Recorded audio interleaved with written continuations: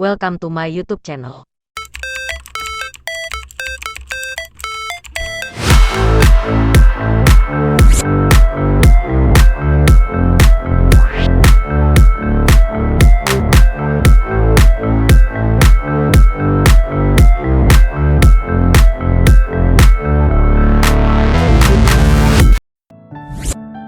Support channel dengan subscribe yuk, terima kasih.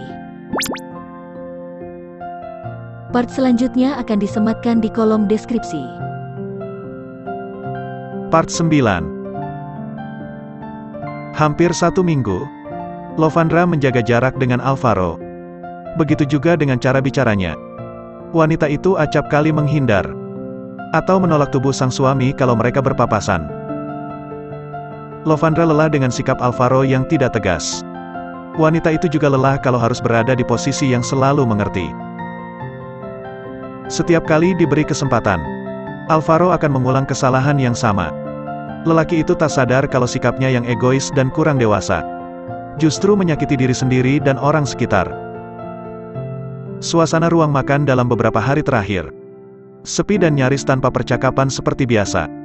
Sehingga denting sendok yang beradu dengan piring terdengar begitu nyaring. Si pemilik mata teduh nan tajam yang duduk pada kursi utama terus mengamati pergerakan dua orang yang duduk di hadapan. Sikap dan tingkah laku anak dan juga anak menantu sudah masuk dalam satu titik yang tak wajar. Wanita dewasa itu tengah berpikir matang untuk mendamaikan mereka. Dan lamunan Nyonya Regina pudar ketika sapaan mengudara. "Love," suara Alvaro menggema. Setelah ego berhasil ia tekuk, tapi tidak dengan Lovandra. Wanita itu masih mempertahankan ego dan rasa kecewa yang beberapa hari terakhir membuat moodnya jatuh. Remaja 17 tahun itu tak menanggapi panggilan yang ia dengar. Alvaro berdecak berat ketika sang istri bersikap acuh tak acuh. Sementara Nyonya Regina, ia terus memperhatikan sikap sang anak. "Love." Lagi-lagi Alvaro membuang rasa gengsi dan terus menyapa sang istri. Meski tak mendapat respon. "Kalian kenapa sih?" Nyonya Regina menyela kebisuan yang ada. Setelah sendok ia letak di atas piring. Sorot mata wanita itu terus mengabsen keberadaan Alvaro dan Lovandra secara bergantian. "Hampir 1 minggu, Mama lihat kalian diam. Apa kalian lagi ada masalah?" Nyonya Regina mencecar dengan raut wajah tegas dan serius.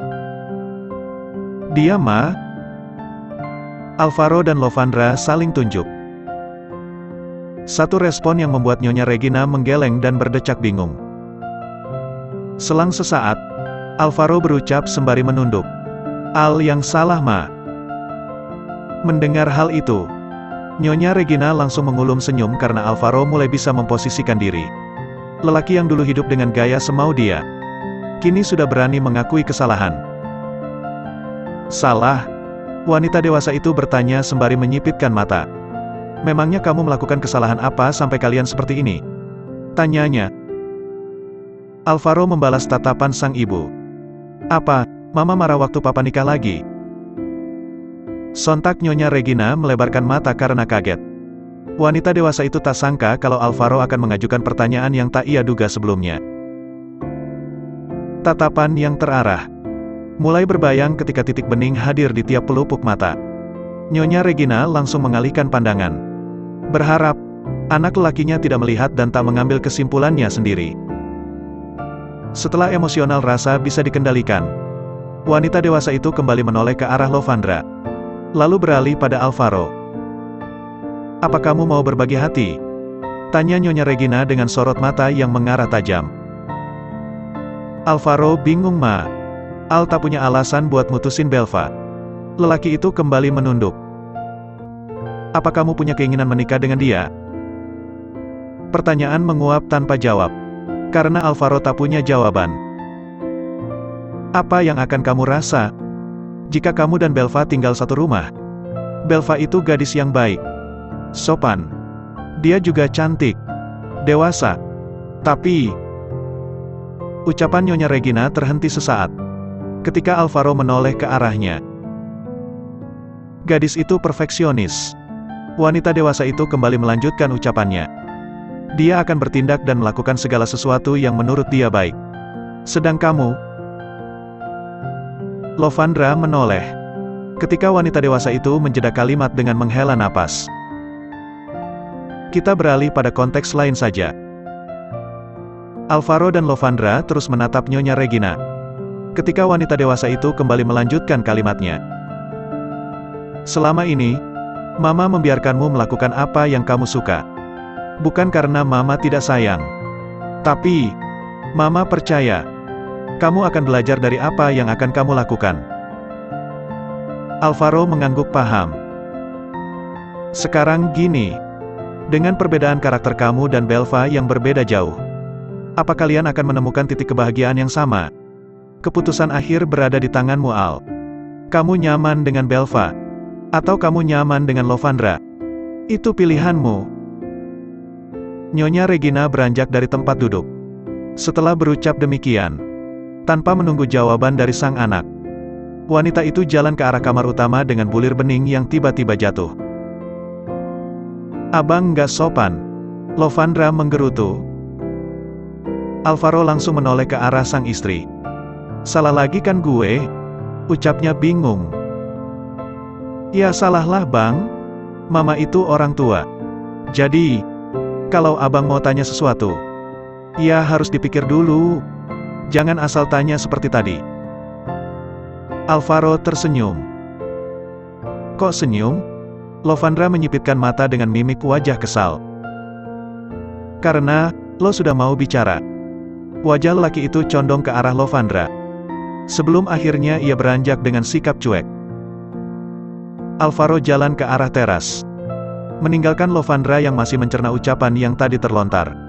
Tak lama, wanita itu pun beranjak dan mengikuti langkah sang suami. Sampai depan rumah, Lovandra menghentikan langkah dengan kelopak mata yang melebar. Abang, pekiknya kaget. Kok pakai motor? Sorot mata itu mengarah pada motor sport yang Alvaro naikin. Buruan naik. Alvaro memberi perintah, tanpa menjawab pertanyaan yang mengarah. Dari balik helm full face, lelaki itu tersenyum. Alvaro hanya ingin memberi pelajaran pada Lovandra karena seminggu terakhir sudah bersikap dingin dan memperlakukannya bagai supir.